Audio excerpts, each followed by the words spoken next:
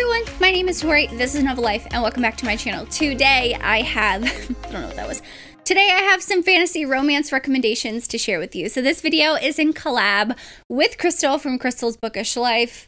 Me and Crystal actually created our channels, I think around the same time. Like I saw her do it after like seeing her on Instagram a lot, and I was like, wow, she can do it, I can do it. So I went ahead and did it too, like I think a couple months later.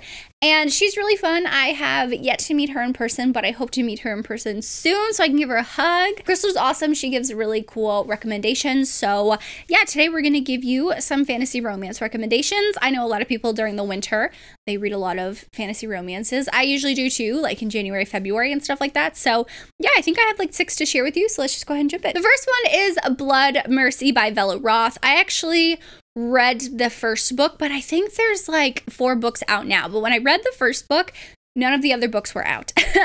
So it does kind of end on a cliffhanger, but I really liked this. This is I can't tell if it's Fated Mates because I didn't continue with the series. I want to, but these books are long. They're like 500, 600, 700 pages on Kindle.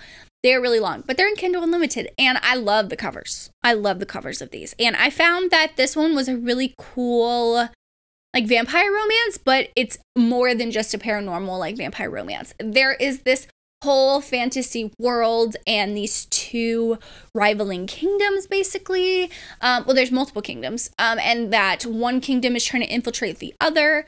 So our female character, she is the bastard child of the king. And our main male character, he comes from a different kingdom to kind of like scope things out and see what they're doing. And he starts having this thing with our female character. And I can't say anything past that. I know you're like, what the fuck? That doesn't give me anything, right? It doesn't give you anything, but with fantasy romances, it is actually really hard to try and give you details without spoiling anything. But I will say this is extremely slow burn. So if you like a fantasy romance that is extremely slow burn, that has this like sensual aspect where the characters have to hide away. They have to like meet in the midnight hour basically if they want to see each other because they're not supposed to talk, you know, in like the kingdom or whatever, like in the castle. And he's staying there. And I think at the end of the book, he has to go back to his like place of home. Like, I think he has to go back to his own kingdom or something. And I think he takes her with her if I'm not mistaken. But it ends on a cliffhanger. So it's either she's like trying to go or like something happens that stops her. So I want to continue on with this series because I really enjoyed it, but this is the first one I have to recommend for you. The second one is a stretch for fantasy, but I'm putting it in this category because I really don't know what to put it in this category as, but that's Parallel by Elizabeth O'Rourke. So this is also a first in a duet. Technically, it's a first in a series, but the first 2 books in the series follow the same couple. So it ends on a cliffhanger. Now, this one is extremely interesting. I say fantasy, but this is more light fantasy. Because I say that because it's not a fantastical world. Like, Elizabeth O'Rourke didn't create a fantastical world, but I think there's fantastical elements of this whole Fated Mates aspect, and I feel like Fated Mates goes really well with either paranormal romance or fantasy romance. So I'm throwing this one in there. If you are someone who likes contemporary romance but wants to dive into fantasy romance, but you don't really know where to start, this is actually a really good place because there's this, do I say magic system? I don't think it's magic system. Basically, it takes the whole multiple lives that you've had, like past lives, and kind of blends that together. So both of our characters are obviously fated mates. You kind of tell, like you can tell from by the end of the book from that. That's not a spoiler or anything. But basically, both of our characters, our main female character and our main male character, are actually dating separate people at the beginning of the book. And they start having these like dreams, and I want to say visions, but it's kind of dreams or whatever. They like black out and they see the other person, like they're together in their dreams and in these memories that they have. And I found that really interesting because I'm someone who I truly believe we have past lives and we've had different experiences with different people. And I think in this case, I think it's like one of those things where in this life, they're not together. So the universe is like trying to push them together by giving them these memories. I thoroughly enjoyed it. Now, the ending, they don't get their happily ever after in this book. You have to continue with the second book. But like I said, if you are someone who likes contemporary romance and you want to kind of dip your toe in the fantastical elements, this is actually a good place to start because it takes place in our world, takes place here on Earth. It's not a fantastical with like a fantastical world with different maps and magic systems and all that stuff like that. Check out this one. That's a really good one. The next one I have is Between Wrath and Mercy by Jess Wisecup. So yes, this is a thick ass book. I did read this on Kindle. I did not read this physically. There's no way I can hold this book, but I will say this is a unique fantasy romance in my opinion, because our female character, she is a lot older. Usually, I think in every fantasy romance I've ever read, the character, at least our female character, is in their like 18, 19, 20, maybe 25, like new adult age, right? And for this one, she's older. She's a mom. She has a 17-year-old, 18-year-old. Basically, she's almost an adult herself. And her husband at the time takes her daughter, which is not his daughter, like that's her stepfather, into town. They get ambushed and she is kidnapped. Now, the female character, she's had a twin sister. You see this pretty early on that her twin sister passed away 18 years ago. And so her daughter inherited some of that magic that she possessed. And it's very like special magic. Like I said, there's also other books in this series. Have I continued? No, but it's a really good start to the series. And our female character basically has to go home to her home kingdom to talk to someone that she's had like a past, not relationship. She's been like really good friends with him, but they're older, and she has to go and say, can you help me find my daughter, and all this stuff like that, right? And I found it really, really interesting because she's older. They don't have these petty arguments. There's not this back and forth thing.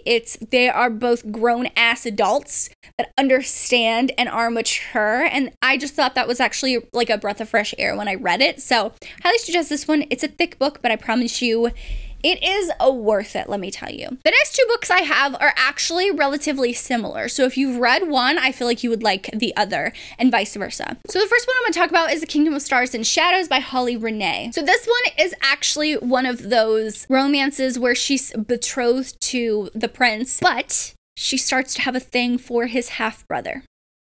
So the second book in the series actually just came out, and I read it back at the beginning of November. Actually, when I was on my 1-year wedding anniversary out of the country trip, I read it. And it was actually really, really good. Like, they're short. They're 250 pages. I want to say, yeah, there's literally, this one's 270, the other one's 244, like the next book. So they're super like short but digestible fantasy romances. So sometimes with fantasy romances, the magic system and the world can be a lot for some people to handle, right? There's a lot of info dumping at the beginning, and it's hard to kind of digest it, and sometimes you just don't want to deal with it and you don't want to pick it up. But I will say these are actually really like digestible and easy to read fantasy romances, to where things aren't overly complicated. Like, it's very simplistic magic system, it's a very simplistic world. Do you know what I mean? And I thought that it's interesting because it takes something that we love in contemporary romance, which Holly Renee does write contemporary romance, of this whole, oh, I'm supposed to be with this guy, but I want this guy instead. And there are secrets that come out, obviously. And yeah, I just thought this was a really, really good, solid fantasy romance, because it also not pairs really well, but it's also really good if you've read that one and you want to try something also, is What Lies Beyond the Veil by Harper L. Woods. So Harper L. Woods is actually Adeline Forrest, who writes a lot of darker mafia romance, and I really, really enjoyed this series by her. So for this one, the second book is out. I have not read it. I did listen to the audiobook of the first book of What Lies Beyond the Veil, and this one is more complicated. It's like a step up from the Holly Renee book. So if you've like read the Holly Renee book and you're ready to like move forward with like something else, a little bit more complicated, but not like too complicated, this is a good one. So basically our female character is just living in this new world after this veil went up between her world, which is more like the human world, and the fae world.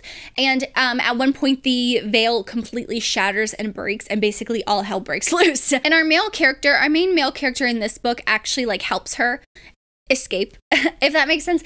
And how much do I want to say? I don't want to say too much, because the second half of the book really picks up and gets you going and really makes you intrigued. And there's a lot that comes out about our main male character, who he is, what he's doing, why he's doing it.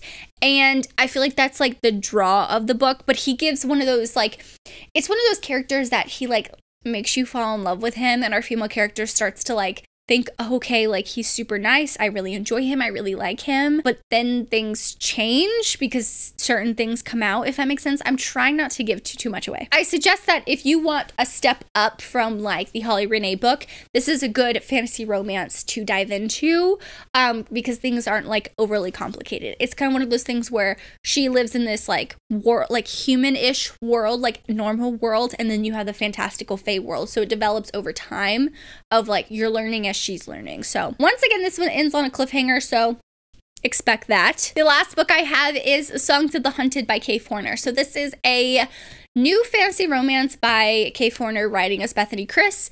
I received an arc of this and I really enjoyed it. And this is a good fantasy romance. It's the first in a series. The second book is not out yet. This is very unique in the way that it's fantasy, but they're mermaids.